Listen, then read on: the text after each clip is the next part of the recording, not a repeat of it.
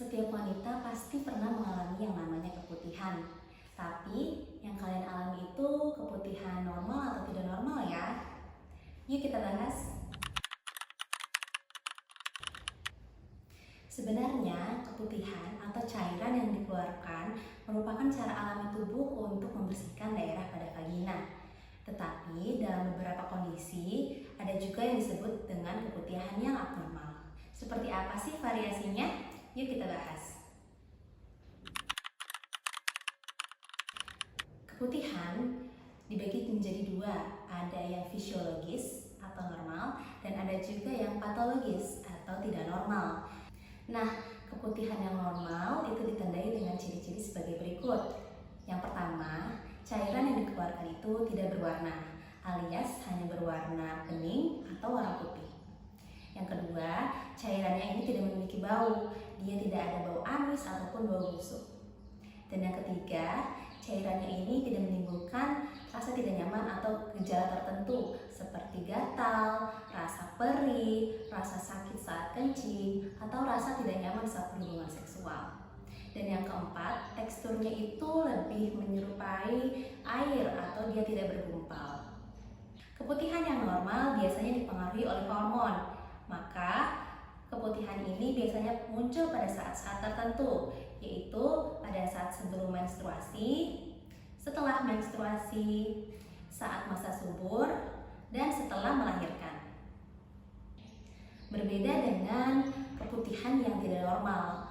Hal ini dicirikan dengan adanya satu, keputihannya berwarna. Warnanya ini bisa macam-macam. Bisa berwarna putih kekuningan, kuning kehijauan, abu-abu, atau mungkin berwarna merah kecoklatan. Dan yang kedua, keputihannya ini memiliki bau.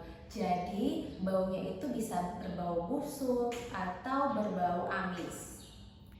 Dan yang ketiga, keputihannya itu bisa menimbulkan ketidaknyamanan atau gejala seperti rasa gatal di bagian bawah, rasa panas atau perih, rasa tidak nyaman saat berhubungan seksual, atau rasa nyeri saat kencing.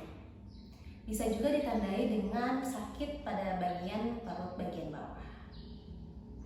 Keputihan yang tidak normal itu bisa disebabkan oleh dua. Yang pertama adalah karena peradangan dan yang kedua adalah karena infeksi. Pada peradangan biasanya disebabkan oleh adanya reaksi inflamasi, yaitu reaksi yang disebabkan oleh kanker. Dan yang kedua yaitu adalah akibat infeksi. Infeksinya ini bisa karena parasit, jamur, ataupun bakteri. Bisa nggak sih warna keputihan itu menunjukkan penyakit yang mendasarinya? Jawabannya bisa. Misalkan keputihannya berwarna putih seperti susu dan bergumpal. Hal tersebut menjadi indikator adanya infeksi akibat jamur atau penyakit kandidiasis. Kemudian ada juga keputihan yang berwarna kuning kehijauan dan kadang disertai dengan busa. Hal itu menjadi indikator dari infeksi parasit atau penyakit trichomoniasis. Kemudian ada juga yang berwarna abu-abu atau kehijauan dan berbau amis, itu menjadi indikator adanya penyakit akibat infeksi bakteri atau Bacteriasis vaginalis.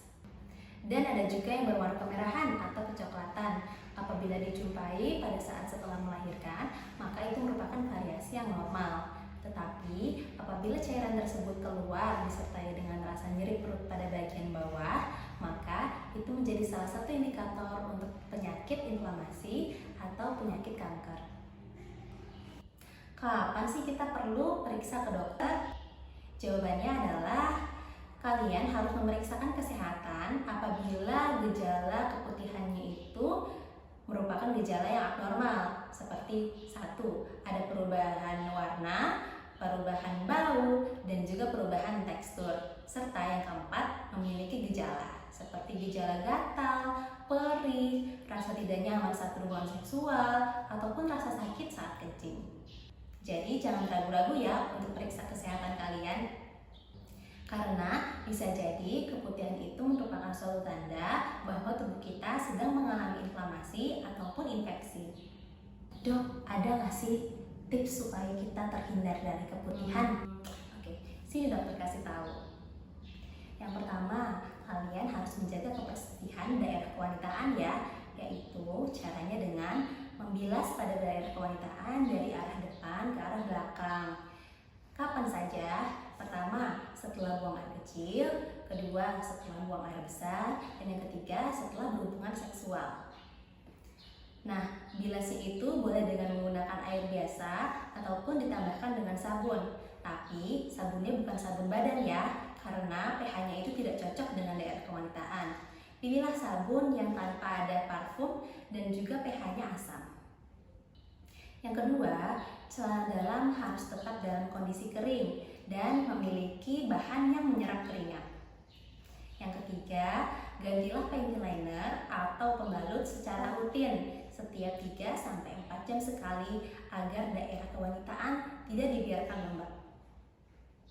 Dan yang keempat, berhubungan seksual secara aman, yaitu dengan tidak berganti-ganti pasangan dan menggunakan kondom. Dan yang kelima, apabila kalian memiliki keluhan keputihan dan telah aktif secara seksual, maka jangan lupa ya, periksakan juga pasangan seksual kalian karena beberapa keputihan ini merupakan penyakit dari infeksi menular seksual. Sampai jumpa. Apabila ada pertanyaan, boleh konsultasikan ke dokter ya.